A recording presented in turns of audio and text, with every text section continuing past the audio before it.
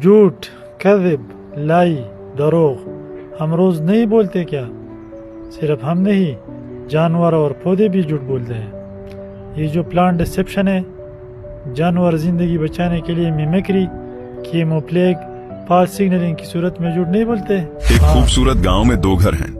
ایک گھرانہ تعلیم یافتہ، باکردار اور با اخلاق ہے، جہاں بچوں کو معمولی اچھائی پر بھی سراہا جاتا ہے، انعام دیا جاتا ہے اور سزا کے نام پر مار پیٹ نہیں ہوتی۔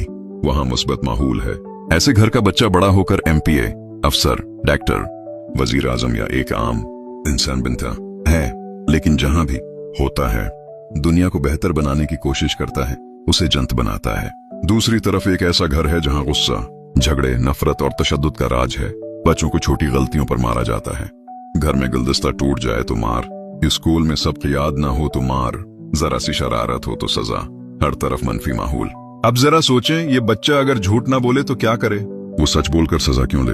اس کا باپ بھی چھوٹی رقم کے لیے جھوٹ بولتا ہے کیونکہ اسے ڈر ہوتا ہے کہ اگر یہ پیسے نہ ملے تو زندگی رک جائے گی۔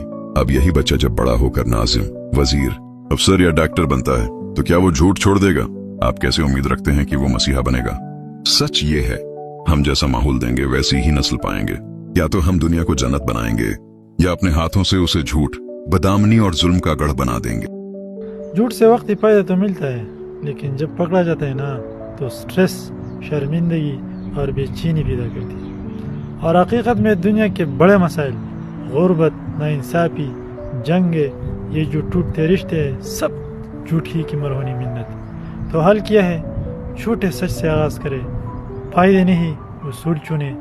قرآن بھی کہتا ہے کہ سچ ہمیشہ نجات اور جھوٹ میں ہلاکت ہوتے ہیں۔